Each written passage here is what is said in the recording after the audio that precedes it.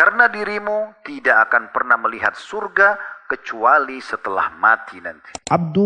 Abdi Rabb rahimahullah berkata kepada Makhul, ini seorang ulama. Makhul seorang tabi'in, dua-duanya tabi'in, tapi ini ulama seorang alim menasihati alim yang lain. Abu Abdi Rabbi rahimahullah berkata begini kepada Makhul, wahai Abu Abdillah. Makhul punya anak pertama namanya Abdullah, dipanggil Abu Abdillah. Apakah anda menginginkan surga? Makhul menjawab, siapa yang tidak menginginkan surga? Kata Abu Abdi Rabbi rahimahullah semua, kalau begitu cintailah kematian. Jadikan sebagai fikiranmu setiap saat. Kalau kau akan menuju kepada kematian tersebut. Sehingga semua perbuatanmu, perkataanmu, sikapmu akan memiliki persiapan untuk kematian tersebut. Karena dirimu tidak akan pernah melihat surga kecuali setelah mati nanti. Orang-orang terdahulu teman-teman sekalian, banyak sekali mereka saling mengingatkan satu sama yang lain.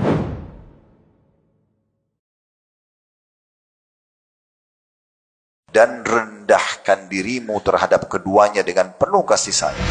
Perhatikan kata-kata rendahkan dirimu. Rendahkan diri dalam semua makna. Intonasi suara lebih kecil, tatapan mata tidak lebih besar dari tatapan mata orang tua, tangan yang diangkat tidak tinggi dari tangan orang tua, tidak mendahului langkahnya, naik tangga, jalan, ya, sampai Umar ditanya, bagaimana anak anda berbakti pada anda? Kata Umar, dia tidak pernah jalan di depanku. Itu diantaranya. Jadi betul-betul merendah depan orang tua ini luar biasa. Mendahulukan segala hal yang kira-kira membuat orang tua itu bahagia. Sampai sebagian salaf tidak berani makan dengan orang tuanya, khawatir nanti tangannya menjamah potongan makanan yang orang tuanya suka. Karena orang tua pasti akan mengalah, gitu kan? Orang tua itu pasti akan mengalah dengan anak-anak. Maka kita sebagai anak harus lebih faham masalah itu. Makanya dalam riwayat Bukhari, pernah ada seorang wanita datang mengemis kepada Aisyah radhiyallahu anha dan membawa dua anak perempuannya. Kemudian Aisyah mengatakan, saya tidak punya kecuali 3 butir kurma saja. Maka saya pun memberikan kepada ibu itu, lalu ibu itu memegang satu dan satu-satunya lagi diberikan kiri kanan kepada anak-anaknya masih kecil. Sambil ngobrol dengan Mukminin Aisyah radhiyallahu anha, ibu ini tiba-tiba karena lagi ngobrol dia tidak sempat makan kurma padahal dalam kondisi lapar. Kedua anaknya sudah menghabiskan kurmanya lalu minta kurma sang ibu. Maka kata Aisyah, saya melihat ibu tersebut membagi 2 kurma dia dan memberikan pada anaknya padahal dia dalam kondisi lapar. Lalu Aisyah mengatakan, saya kagum dengan sikap ibu tersebut, bagaimana perhatian terhadap anaknya. Setelah itu kata Aisyah, saya pun melaporkan kepada atau menceritakan kepada Nabi SAW. Kata Nabi SAW, perbuatan ibu itu kepada anaknya membuatnya masuk ke dalam surga. Memang orang tua kita pasti akan dahulukan kita, tapi bagaimana kita meraih peluang itu?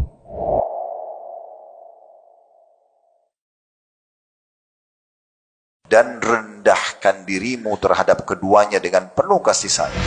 Perhatikan kata-kata rendahkan dirimu. Rendahkan diri dalam semua makna. Intonasi suara lebih kecil, tatapan mata tidak lebih besar dari tatapan mata orang